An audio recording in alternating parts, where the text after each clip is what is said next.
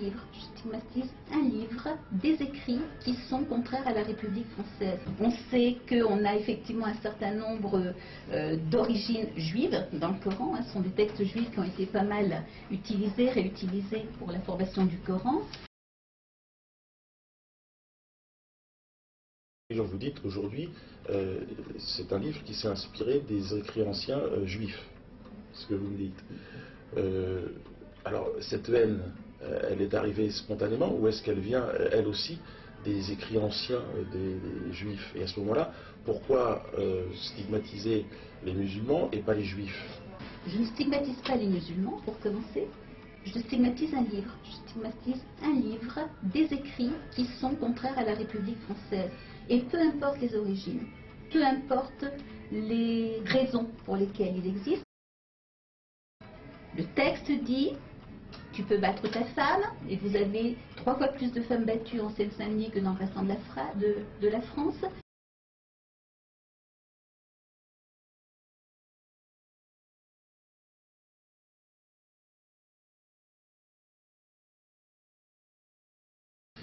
Mais je ne pense pas que la France, dans ce domaine, si vous voulez, ait de leçons à donner aux pays musulmans.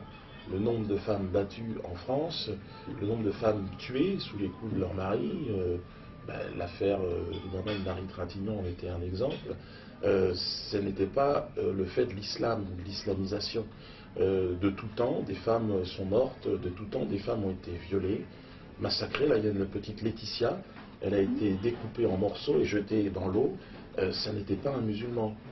La plupart des crimes pédophiles et des viols commis sur des femmes dans les prisons, là je reprends un peu le discours de M. Zemmour, ce ne sont pas des musulmans, madame.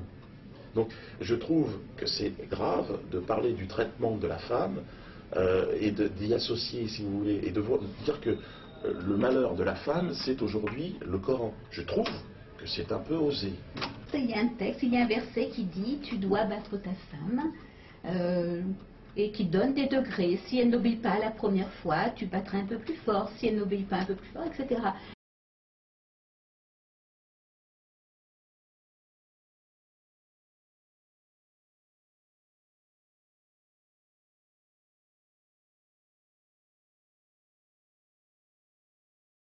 Que le Coran comporte des textes qui vous choquent, je l'entends.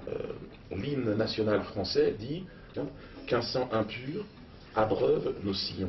Je suis très fière de ce texte. Il est magnifique. Et il est magnifiquement républicain et révolutionnaire. Parce que le sang impur, c'est celui justement des révolutionnaires. Et donc chanter qu'on va donner son sang pour sa patrie, pour un idéal, c'est magnifique.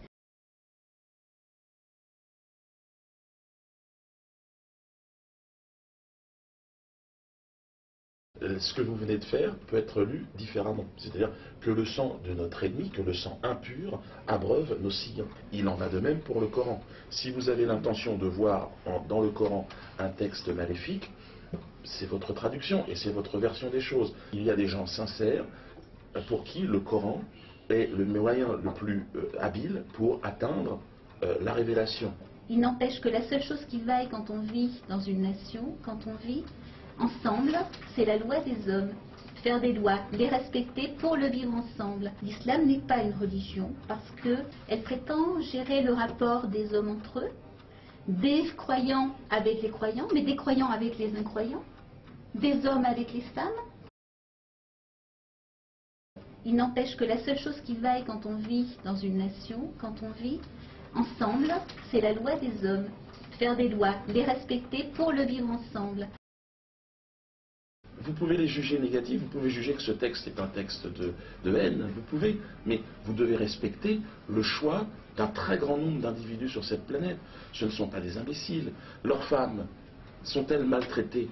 Il aurait fallu qu'une femme musulmane vienne ici pour nous parler de son islam.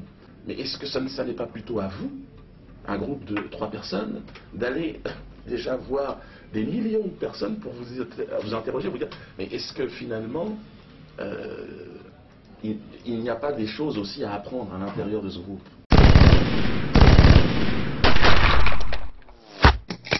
Je crois que vous n'avez pas lu ni Diderot, ni d'Alembert, ni un certain nombre de gens comme ça, ni Montesquieu, qui sont justement complètement contre l'esclavage. Hein. Voltaire a fait sa fortune sur comme... Ça c'est encore à prouver. C'est même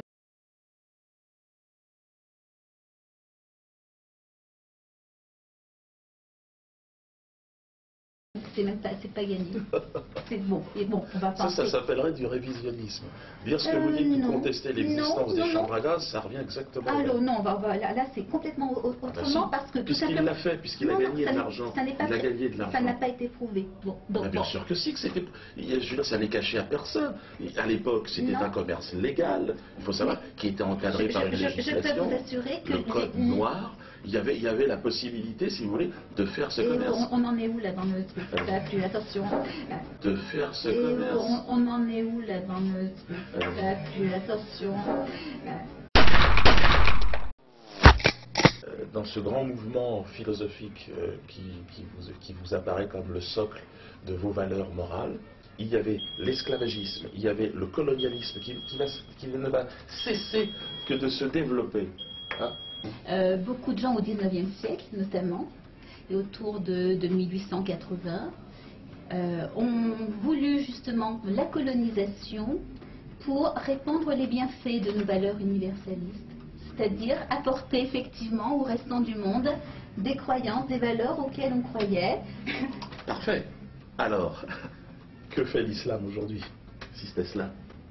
L'islam continue de faire ce qu'il a fait dès le VIe siècle, puisque l'islam ne s'est jamais installé que par la conquête et par la guerre, sur tout le bassin méditerranéen. Vous me dites tout à l'heure que les Lumières ont voulu coloniser pour exporter des valeurs. À la limite, où est le respect des valeurs qui sont sur place et des gens? Qui sont ces gens? Tout simplement parce que moi je considère, avec les Lumières, qu'une civilisation, une culture qui dit que l'homme et la femme sont égaux est supérieure à une culture qui enferme la femme, qui la met sous un voile, qui la met sous une burqa. Je considère qu'une culture qui dit que vous avez le droit de dire ce que vous pensez est supérieure à une culture qui l'interdit. Je suis désolée, cette culture, elle est inférieure. Et donc on a beaucoup de choses à lui apporter. Dire qu'il y a une civilisation supérieure à une autre, c'est ça, le fascisme. C'est ça l'universalité, l'universalisme dont nous, on est porteurs avec la Révolution française. C'est réussir à dépasser ces clivages et se considérer comme un être humain, égal à tous les autres, quels qu'ils soient, quelle que soit l'orientation sexuelle. Je peux... Bon, vas-y. Mais donc, celui qui croit en l'islam, celui qui croit en Jésus-Christ ou en Bouddha, c'est un être humain aussi. Donc, pourquoi l'exclure? Pourquoi penser que votre civilisation est supérieure? Dire par ailleurs qu'une civilisation qui libère, qui émancipe la femme, qui émancipe l'individu, qui lui donne la possibilité de dire ce qu'il veut, ce qu'il pense, est supérieure à une autre qui impose la force. Je vous rappelle que l'islam veut dire soumission. Que l'islam veuille dire soumission. Je ne parle pas, vous et moi, nous ne parlons pas arabe, on vous l'a dit. Bon. Si c'était le cas, pour un chrétien, en tout cas, et pour un homme qui a grandi dans la lumière du Christ, être soumis à sa lumière, c'est quelque chose de tout à fait envisageable.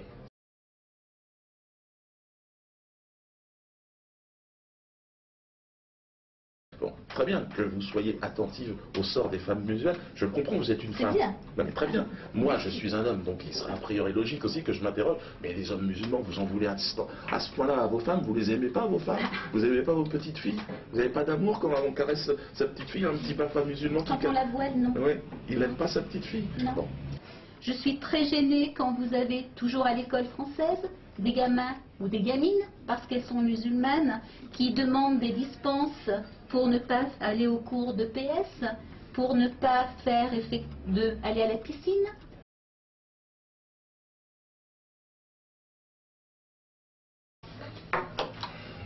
Moi, tous les exemples que vous m'avez donnés, non, ne m'arrivent pas à me convaincre, parce que Une jeune fille qui n'a pas envie d'aller à la piscine, c'est quand même son droit. Si elle n'a pas envie, je veux dire, je sais pas quand même, vous n'allez pas me dire que d'aller à la piscine, ça va faire avancer l'espèce humaine. Je veux dire, si on a décidé que les filles n'allaient pas à la piscine avec les garçons, si la fille n'a pas envie d'y aller, elle a quand même le droit. Si une fille a envie d'y aller, s'il y en a même qui ont envie de se baigner à poil dans une piscine, qu'ils puissent le faire, mais que les autres aussi puissent le faire. C'est quand même incroyable de stigmatiser ceux qui ne sont pas dans une sorte de partouze générale. Si des gens ont cette pudeur de cacher leur corps, de ne pas vouloir le montrer, c'est un choix. Et vous devez le respecter. Si une femme a envie d'avoir un voile, mais vous devez la respecter. Enfin, vous vous prenez pour qui pour décider à sa place? Alors, si vous pensez que c'est parce que c'est les hommes qui ont décidé pour elle, bon, ben, discutez avec elle. À ce moment-là, je suis un homme et je suis certainement pas bien placé pour la défendre. Mais si elle est forcée de le faire, je suis bien évidemment contre qu'elle soit forcée de le faire. Maintenant, vous dites, vous parliez tout à l'heure d'un musulman qui voudrait sortir de l'islam, lui serait condamné à mort. Non, mais le nombre de musulmans que je connais qui picolent, qui mentent, bien arrête, vous dites n'importe quoi. C'est-à-dire ça n'existe pas ce que vous me dites. Et ils reviendront à un moment donné à l'islam. C'est comme ça, c'est leur vie, c'est leur parcours. Ce que vous dites n'a pas de sens. En réalité, vous êtes, je pense, instrumentalisé, peut-être sans le savoir, parce que je vous crois sincère, dans une sorte de combat israélien, c'est-à-dire où systématiquement, laissez-moi terminer, où il est important de combattre, parce que il est en ce moment commis des exactions sur le peuple palestinien, il faudrait justifier un combat contre l'islam, et justifier, si vous voulez, même en France, un combat contre tous les musulmans. Il faut arrêter avec ça. L'islam est une religion paix. Le Coran est un texte qui peut être interprété de la meilleure et la plus belle façon qui soit. Et vous ne le faites pas, mais il faut que vous respectiez ceux qui le font, parce que vous ne pourrez pas, vous allez, dans l'affrontement que vous suggérez, c'est la guerre. Bon, si vous voulez la guerre, vous allez la voir. De toute façon, mais vous n'arriverez pas à convaincre des gens que aller à la piscine, c'est mieux que lire le Coran. Je veux dire, ça n'a pas de sens ce que vous me dites. Alors, il n'y a aucune racine chrétienne dans l'islam, je le répète, donc je ne sais pas ce qu'il vient faire là. Non, le Christ est présent dans le Coran, je disais.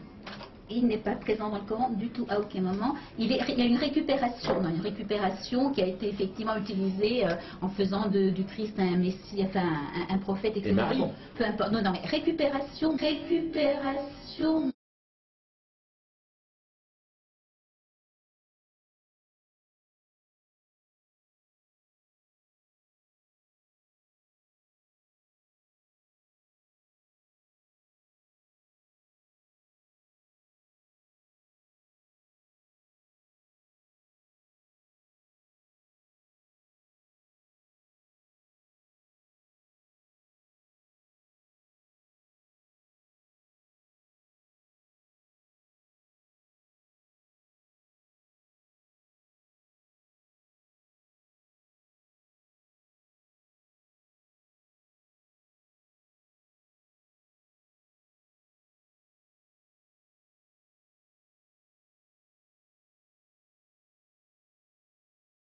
Le Christ est présent dans le Coran, je disais. Il n'est pas présent dans le Coran du tout, à aucun moment. Il n'est pas présent dans le Coran du tout, à aucun moment.